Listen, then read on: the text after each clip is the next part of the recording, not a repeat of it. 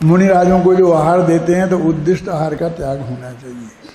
अब ये एकदम स्पष्ट बात है कि उनके उद्देश्य से बनाया गया, जिसमें उनका रंच मात्र भी इन्वॉल्वमेंट हो, उनका खुद का अपने शिष्यों के माध्यम से इशारे से किसी भी तरीके से उनने अपनी रुचि का भोजन बनवाया हो, वहीं जाकर लेने की बात हो, तो वो एकदम गलत है ना। फिर एक बात सामने आती है कि क्या करें, महाराजों को भूखा मर जाने दें, क्योंकि ऐसा तो अब कोई है ही नहीं, ऐसा तो संभव ही नहीं है। तो आप कह देंगे हाँ मर जाने दो, क्या फर्क पड़ता है, भक्त चला जाएगा। क्यों? बात तो ऐसी है, लेकिन ऐसा नहीं कहा जा सकता। समझ में आया ना? हैं? ऐसी निर्दयता की बात नहीं कही जा सकती है कि नहीं मुनिराजों को आहार तो मिलना ही चाहिए, लेकिन उनकी मर्यादा में, जो शास्त्र की मर्यादा है उसके हिसाब से ही मिलना चाहिए। अपन ये बात भी अपनी कह सकते हैं ना। क्यों? यदि शास्त्र में उद्दिष्ट आहार के त्याग की बात है तो उसका पालन होना ही चाहिए। क्यों? मैं इसके लिए भी आपको एक नमूना का उदाहरण देता हूँ। आज से 24 वर्ष पहले श्रवण बेलगोला में वो महामस्तकाभिषेक था, और उसमें एक सेमिनार रखा गया था जिसमें 75 विद्वान बुलाए गए थे, और उसमें मैं अपने मुमुक्षुओं में एक ही था, बाकी 74 सब और जो अन्य लोग थे। अभी तो जो 500 बुलाए थे ना, उनमें 100 अपने थे और 400 उनके थे। इस वक्त तो अपने पास बहुत बल था, सब लोग थे, आप लोग मौजूद थे वहाँ। उस वक्त तो उस सभा में मैं अकेला ही था, निर्मल कुमार सेठी वगैरह सब बैठे थे उस तरफ, और विषय रखा था मुनियों और श्रावकों में शिथिलाचार।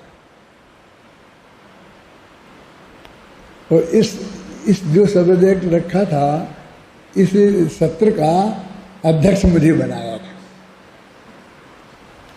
सब लोग जानना चाहते थे कि ये क्या बोलते हैं, क्योंकि मुनियों के शिथिलाचार के बारे में जो अपने मुमुक्षुओं के विचार हैं उनसे वो लोग परिचित थे। तो ये जो कुछ भी बोलेंगे तो हम सब विद्वान 75-74 विद्वान हैं, इन्हें घेरेंगे, और फिर वही घेरने का तरीका वही कि मर जाने दें, फिर उनको देवे ही नहीं, फिर कोई आहार ही नहीं देवे, क्या करें? आप क्या चाहते क्या हैं आप, है ना। और मुनि तो 10 तरह के होते हैं, पुलाग, बकोस, निष्कील, निष्गंध, ये होते हैं, जे होते हैं, वो होते हैं, सच्चे भी होते हैं, द्रव्यलिंगी भी होते हैं, भावलिंगी भी होते हैं। आखिर व्यवस्था तो समाज को सबकी करनी पड़ती है, ये भी सब जानता रहा। अब हर वक्ता आकर के बोलता था कि इसका जवाब डॉक्टर भारे ले देंगे, इसका जवाब डॉक्टर भारे ले देंगे, इसका जवाब डॉक्टर भारे ले देंगे। जब मेरा नंबर आया अध्यक्ष का, अंत में आता ना, तो मैंने यहाँ से शुरू किया कि सब लोगों की अपेक्षा है कि मैं उनके प्रश्नों का जवाब दूं, लेकिन मेरे भी बहुत विचार हैं इस संदर्भ में। तो यदि मैं उनके उत्तर देने में ही लग जाऊंगा तो मैं अपने विचार कब प्रस्तुत करूंगा। मैं किसी के उत्तर देने के लिए यहाँ नहीं आया हूँ। मैं क्या सोचता हूँ, मैं तो उस बारे में अपनी ये बात रखने आया हूँ क्या। और फिर मैंने शुरू किया कि सब लोग कहते हैं कि नहीं मुनियों में ज़्यादा शिथिलाचार है, कुछ लोग कहते हैं कि श्रावकों में उससे ज़्यादा है, जैसे श्रावक वैसे मुनि, इस तर्क चलते हैं ना सब। ये सब हम 2 भागों में बांट कर, कोई कहता है श्रावकों में ज़्यादा शिथिलाचार है और कोई कहता है मुनियों में ज़्यादा है। नहीं है तो कोई नहीं कहता है, दोनों में है, कहते हैं सब। तो एक से दूसरे पर टालने से काम थोड़ी चलेगा। समाज तो दोनों ही की जिम्मेवारी है कि वो श्रावकों के शिथिलाचार को भी दूर करे और मुनियों के शिथिलाचार के बारे में भी विचार करे। लेकिन मेरा स्पष्ट ये कहना है कि हमें शिथिलाचार को 2 भागों में बांटना चाहिए। है तो वो शिथिलाचार है, लेकिन वो भी जो मैं बता रहा हूँ आपको, वो बहुत मार्मिक है, आपके काम आएगा। इसके लिए बता रहा हूँ, ये नहीं समझना कि मैं यहाँ की कोई गप्पें सुना रहा हूँ। क्यों? दो तरह से बांटना चाहिए। एक तो वो शिथिलाचार कि यदि उसको हम दूर करेंगे तो हमारे मुनिराजों का जीवन खतरे में पड़ जाएगा। वे भी हम और आप जैसे ही संगठन वाले हैं, जैसे हमें बीमारियां होती हैं ऐसे उन्हें भी होती हैं, जैसे हमें भूख लगती है ऐसे उन्हें भी होती है। हमको बहुत गंभीरता से, मतलब ऐसा निर्दयता से विचार नहीं करना चाहिए, हमें गंभीरता से विचार उन पर करना चाहिए। अब एक ऐसा शिथिलाचार कि टीवी रख लिया, फ्रिज रख लिया, फोन रख लिया, पंखा लगा लिया, अब इससे उनका जीवन कोई खतरे में नहीं है क्या? अनाप शनाप बोलने लग गए, भाषा समिति का उल्लंघन करने लग गए हैं, बड़े बड़े मकान बनवाने लग गए, तीर्थ क्षेत्र के नाम पर पर्वतों की पर्वत साफ कर दिए, जंगलों को कटवा दिया। अब एक इस टाइप का शिथिलाचार कि इस टाइप से तो उनको तो जीवन में तो कोई फर्क पड़ता नहीं ना। यदि ये बंद हो जाए तो कोई फर्क पड़ता नहीं है। तो हमें सबसे पहले उस शिथिलाचार पर ध्यान देना चाहिए।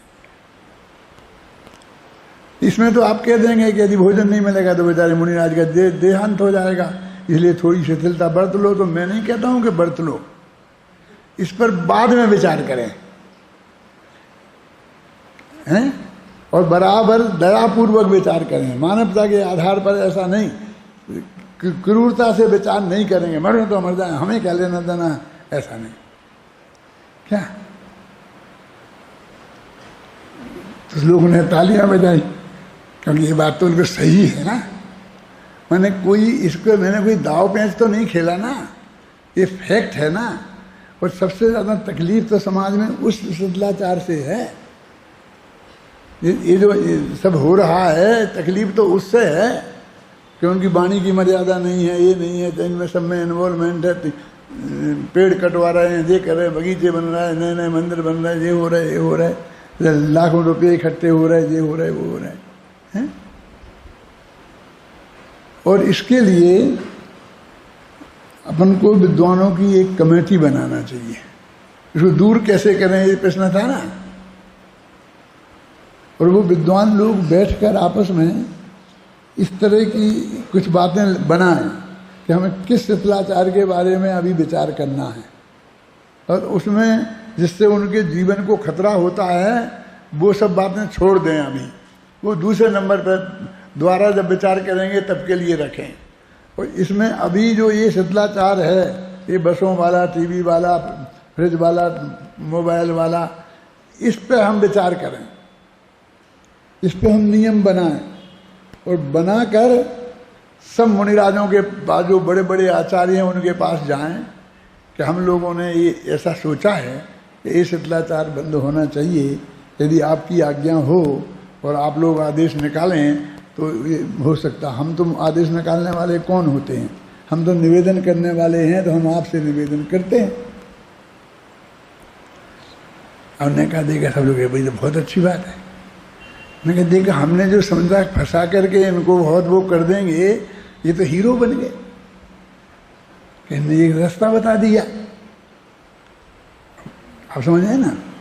एक जो हमारे खास मित्र थे और प्रतिद्वंदी भी थे क्या, वो खड़े हो गए।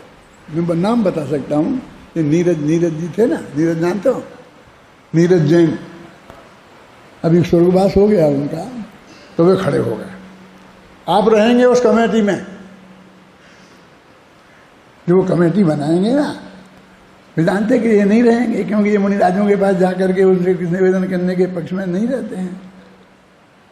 आप रहेंगे। मैंने कहा आप लोग रखेंगे तो क्यों नहीं रहेंगे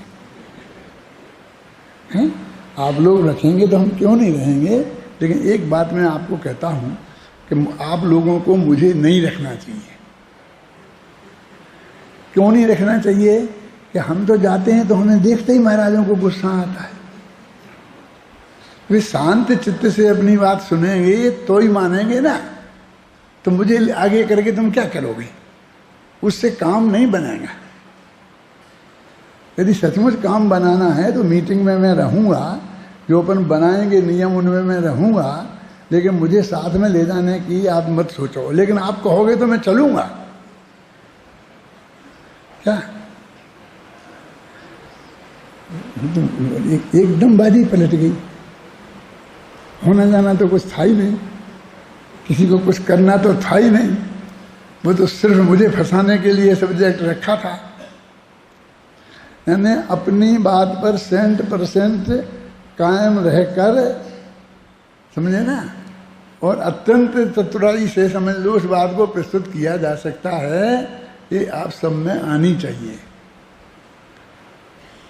है ना। दुनिया बने की वृत्ति है रखती, काम नहीं परिणाम निरखती।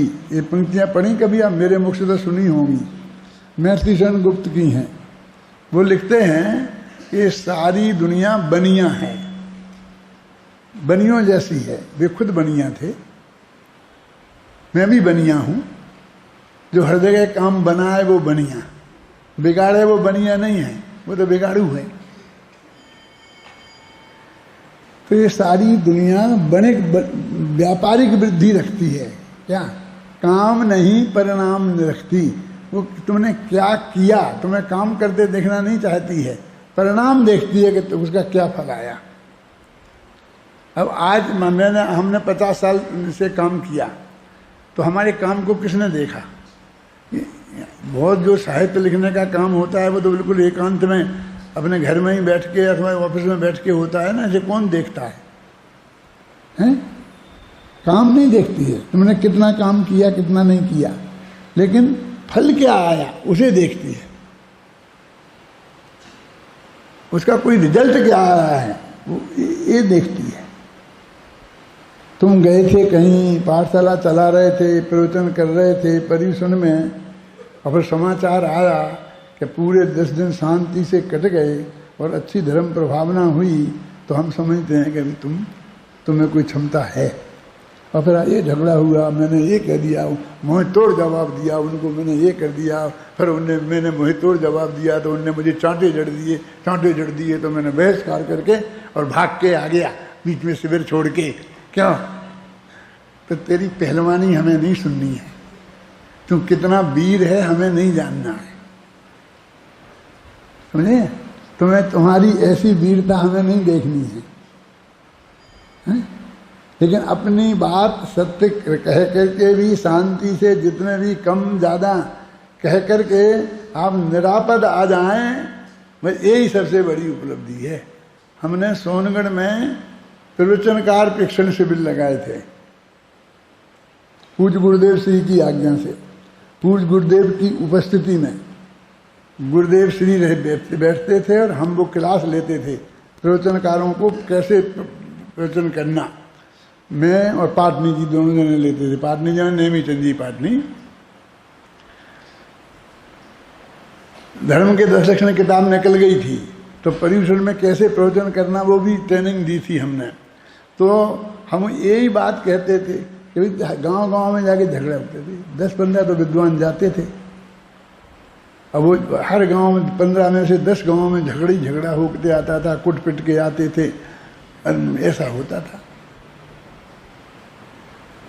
धीरे धीरे हमारी वजह से 100% वो झगड़े खत्म हो गए। वो हमने जो ट्रेनिंग दी कि किस तरह से बोलना, किस तरह से निभाना, किस तरह से आना। तुम्हारा तुम वहाँ गए और खूब तुमने पिटे हो, तुमने बात मानी नहीं, इससे न तुम्हारी यहाँ इज्जत बढ़ेगी ना वहाँ इज्जत बढ़ेगी। कहीं ये अयोग्य आदमी है, इसको नहीं भेजा करे, अगले साल से इसका नाम काट दो, ये होगा क्या? लेकिन तुम कम सफल हुए, ज़्यादा सफल हुए, कैसे हुए, लेकिन 10 दिन शांति से कट गए और तुम वहाँ पर लोगों ने प्रशंसा करी और अभिनंदन पत्र लेके आ गए, तो समझ लो कि बहुत बड़े सफल हो गए। अभी तुमने क्या तत्व समझा पाया, क्या नहीं समझा पाया, वो तो बाद में देख लेंगे। जब वो हमारे पास आएंगे तो सत्य क्या समझे और झूठ क्या समझे वो हम निपट लेंगे। क्या तुम तो एक दफे, ये लोग अच्छी बात करते हैं, झगड़े वाले नहीं हैं, इन्हें पैसा वैसा नहीं चाहिए, लोभी प्रवृत्ति के नहीं है, खान पान भी इनका शुद्ध है और वाणी में भी आकर्षण है, बस इतना उद्देश्य बनाओ, बस खत्म, इतना पर्याप्त है। इतना ही इमेज लेके आए कि नहीं नहीं बहुत अच्छे लोग हैं ये लोग, अगले साल से अपन पर्यूषण में स्मारक से ही बुलाया करेंगे, बस उपलब्धि हो गई। तो मेरे कहने का अर्थ ये है कि अत्यंत विवेक का काम है। जनवाणी में ऐसे मतभेद कदम कदम पर आएंगे और जगह जगह पर हम ऐसे झगड़ा। टोडरमल जी की विशेषता क्या है? उनने सारे प्रश्न खड़े किए और उनका जवाब अपेक्षा बता बता करके ही किया ना,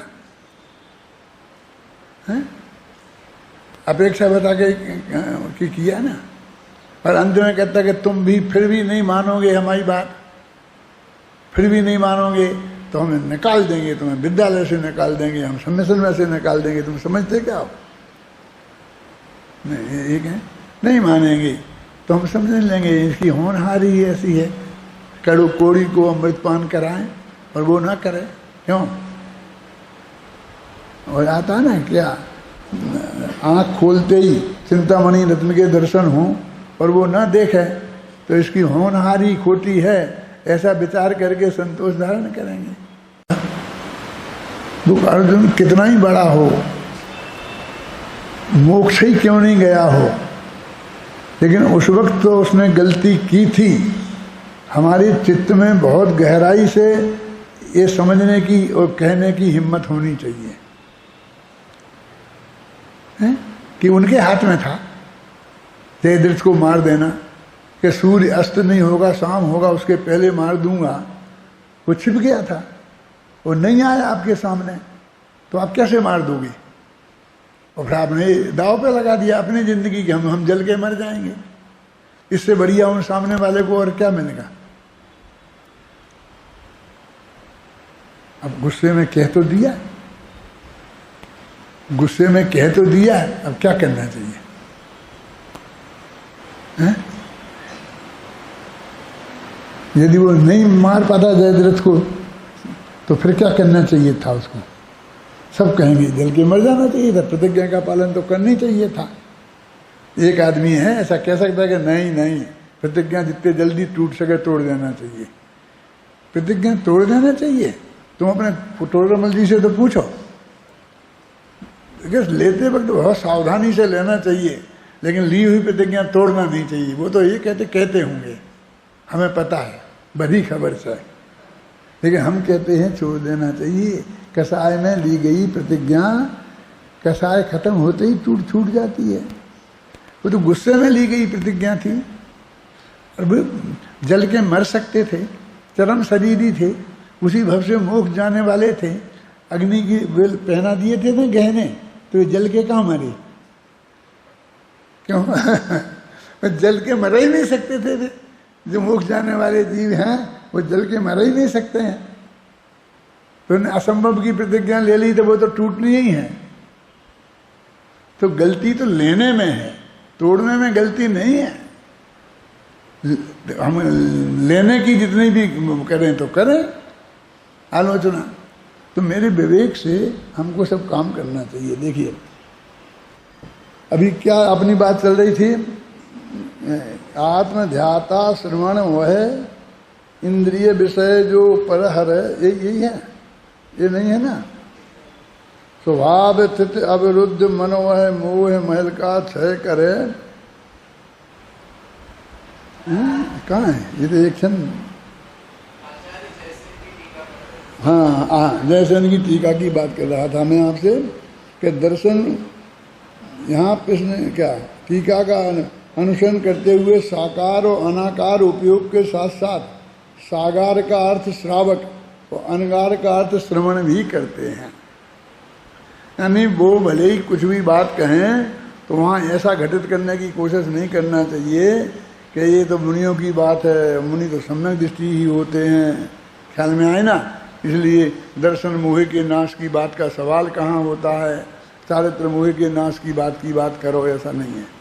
जब वो बात कर रहे हैं तो भले ही श्रवण शब्द का उनने प्रयोग किया हो, फिर भी वो लिखा ना श्रावक और श्रवण दोनों के लिए है, और मिथ्या दृष्टि के लिए भी, और खासकर तो मिथ्या दृष्टि के लिए है, क्योंकि दर्शन मोह का क्षय करते हैं। मोह की जो ग्रंथि बोलते हैं ना, वो दर्शन मोह को ही बोलते हैं। चारित्र मोह को मोह की ग्रंथि नहीं बोलते हैं, समझे ना। कि तो क्या लिखा है इसमें, यह जान जो शुद्धात्मा ध्यावे सदा परमात्मा, दुष्ट मोह की दुर्गंधि का भेदन करें वे आत्मा। दुष्ट जो मोह की दुर्ग्रंथि है, मैंने दर्शन मोह का जो मैंने मिथ्यात्व है, उसका भेदन कर देते हैं वे आत्मा। कौन आत्मा? जो ऐसे शुद्धात्मा का ध्यान करते हैं। आपको ध्यान तो जब सम्यक दर्शन हो जाएगा तब होगा। अरे कर्ण लब्धि के परिणाम भी शुद्धोपयोग रूप ही हैं, वो भी आत्मा का ध्यान है। दर्शन का मोह का नाश भी आत्मा के ध्यान से ही होता है, समझ रहे ना। वो 70 जो है ना द्रव्य संग्रह की टीका में, तो उनमें आप गहराई से देखेंगे तो उसमें ये सब मिल जाएंगे। माने सारा मोक्ष मार्ग जो जिसमें शुद्धोपयोग, ऐसा है ना, शुभ भाव से तो पुण्य का बंध होता है, अशुभ से पाप का बंध होता है। वो दोनों भाव अशुद्ध हैं, वो शुद्ध भाव से कर्म करते हैं, ये नक्की हो गया। अब शुद्धोपयोग शुद्ध भाव है, और शुभोपयोग और अशुभोपयोग इन दोनों को बोलते हैं शुद्धोपयोग। ये बंधन का कारण है। तो अभी सम्यक दर्शन प्राप्त हुआ तो मिथ्यात्व का कर्म का बंध हुआ कि संबंध निद्रा हुआ ना, उसमें वो नष्ट हुआ ना, तो वो शुभ भाव से कैसे हो जाएगा। टोडरमल जी ने यही तो सिद्ध किया है। वहाँ कहाँ किया? जब वो 11 स्थान बताए ना, सम्यक दृष्टि, श्रावक, वृत्तानंद, वियोजक, तो उन्होंने कहा सम्यक दृष्टि को असंख्य गुणी निद्रा होती है। तो गुणन फल तो तब लगता है जब कोई मूल किससे असंख्य गुणी। तो उन्होंने कहा भद्र मिथ्या दृष्टि से। ये भद्र मिथ्या दृष्टि के भी निर्जरा होती है, मिथ्या दृष्टि की निर्जरा सिद्ध हो गई। तो कर्ण लब्धि के परिणामों में जो विशुद्ध परिणाम होते हैं उनमें भी शुद्धि का अंश होता है। उससे मोह, दर्शन मोह का और अनंतान बंदी का नाश होता है। वो निर्जरा का कारण है। और उसी की वजह से बहुत से लोग शुभ भाव को निर्जरा का कारण सिद्ध करने की कोशिश करते हैं। और वो तो कहते शुद्ध शुभ भाव के अंदर जो शुद्ध भाव मौजूद है उससे होता है ना। पूज्य गुरुदेव श्री इस बारे में ऐसा बोलते थे कि अंदर में जो भगवान आत्मा का में अपनापन आ गया ना, आगम से पढ़ के, गुरु के मुख से सुन के, अभी अनुभव नहीं हुआ, उसका जोर इतना है कि उस जोर से उसका नाश होता है। बोलते हैं ना, अंदर में दृष्टि में उसका जोर पड़ा है, उसके प्रति बहुत, जो अभी आप दर्शन नहीं हुए और अपनेपन का जोर आ गया, आ सकता है। कोई उदाहरण दे सकते हो? कैसे आ सकता है बोलो? अपनापन आ जाए और अपनेपन का जोर आ जाए। खबर नहीं, मैं तुम्हें थोड़ा सोचने का समय दे रहा हूं, बताऊंगा तो मैं ही। अपन ने अपनी लड़की के लिए कोई योग्य लड़का देखा, देखना आपने समझना है ना, आपने समझना वो सा लड़की को तो दिखाया नहीं, पुराने जमाने में दिखाते ही नहीं थे। और ऐसा हो सकता है कि माँ बाप ने भी नहीं देखा हो, भाई देख आया हो, उसका मित्र देख आया हो, और देख करके हमने संबंध कर दिया।